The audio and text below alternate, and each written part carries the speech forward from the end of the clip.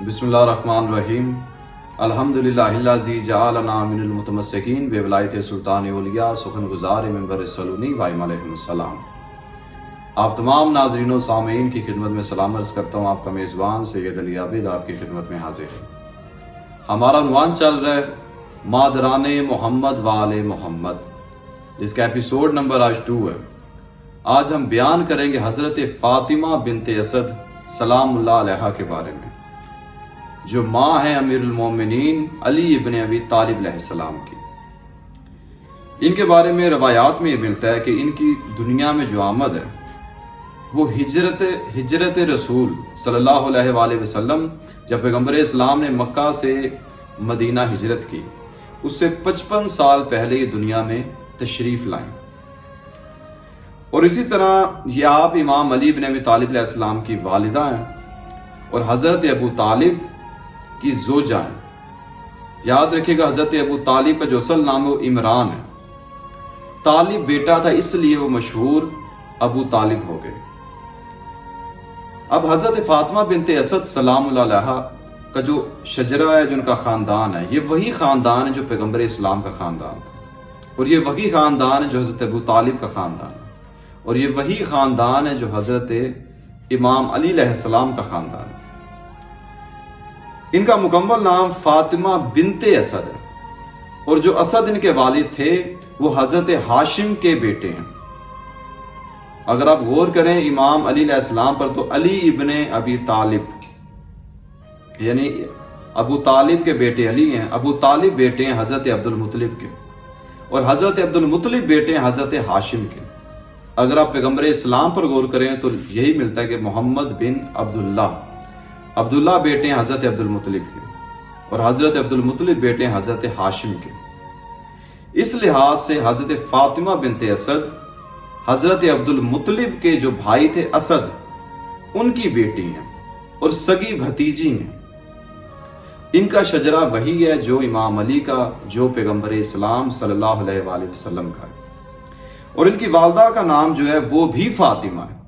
مکمل نام ہے جی فاطمہ بنت حرم بن روا۔ اسی طرح روایات میں ملتا ہے کہ پیغمبر اسلام حضرت محمد مصطفیٰ صلی اللہ علیہ وآلہ وسلم کی جو والدہ ہیں، انہوں نے آپ کی پرورش کی، وہ دنیا سے سفر کر گئے۔ پھر آپ کی کفالت آپ کے دادا حضرت عبد المطلب نے کی۔ پھر آپ 8 سال کی عمر تھی آپ کی بظاہر، تو آپ کے چچا حضرت عبد المطلب علیہ السلام کی سرپرستی آپ کو حاصل ہوئی۔ حضرت فاطمہ بنت اسد حضرت ابو طالب علیہ السلام کی زوجہ ہونے کے ناطے رسول خدا صلی اللہ علیہ وآلہ وسلم کی سرپرستی میں شریک تھیں۔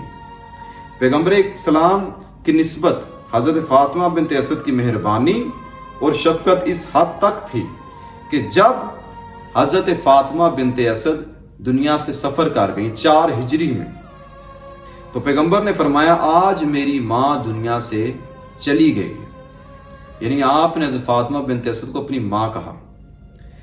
آپ نے اپنا پیراہن یعنی جو قمیض تھی بطور کفن حضرت فاطمہ بنت اسد کو پہنایا، اور ان کی قبر میں اترے اور لحد میں یعنی قبر میں لیٹے، اور جب کہنے والے نے کہا کہ اے رسول خدا، آپ اس قدر بے چین کیوں ہوئے ہیں کہ آپ نے اپنا پیراہن جو ہے وہ سیدہ کو دیا، آپ پھر قبر میں لیٹ رہے ہیں؟ تو اللہ کے رسول نے فرمایا وہ بے شک میری ماں تھی، کیونکہ وہ اپنے بچوں کو بھوکا رکھتی اور مجھے کھانا کھلاتی تھی، انہیں گرد آلود چھوڑ دیتی تھی، جبکہ مجھے نہلاتی اور آراستہ کرتی، یعنی مجھے بنا سوار کے رکھتی، اور مجھے خوبصورت طریقے سے یعنی کہ میری زلفوں کو کنگھی کیا کرتی تھی، اچھا لباس پہناتی تھی۔ حقیقت ہے کہ وہ میری ماں تھی۔ آپ ان لفظوں سے اندازہ کر سکتے ہیں حضرت فاطمہ بنت اسد کس قدر مہربان تھیں پیغمبر اسلام پر، جو اللہ کی امانت تھی، اس کی پرورش کر رہی ہیں 2 ہستیاں، حضرت ابو طالب علیہ السلام اور حضرت فاطمہ بنت اسد۔ پھر روایات میں یہ ملتا ہے کہ جب پیغمبر اسلام نے ہجرت کی مکہ سے مدینہ، تو سب سے پہلے امام علی علیہ السلام کے ساتھ مکہ سے مدینہ ہجرت کی حضرت فاطمہ بنت اسد نے، اور امام جعفر صادق علیہ السلام نے اسی سلسلے میں فرمایا کہ امیر المومنین علی بن ابی طالب علیہ السلام کی والدہ ماجدہ حضرت فاطمہ بنت اسد پہلی خاتون تھیں جنہوں نے پائے پیادہ یعنی پیدل، نہ کسی گھوڑے کا سہارا لیا، نہ کسی اونٹنی کا، نہ اونٹ کا، وہ پیدل مکہ سے مدینہ رسول خدا صلی اللہ علیہ وآلہ وسلم کی طرف انہوں نے ہجرت کی۔ وہ رسول خدا صلی اللہ علیہ وسلم کی نسبت نیک سیرت ترین خاتون تھی۔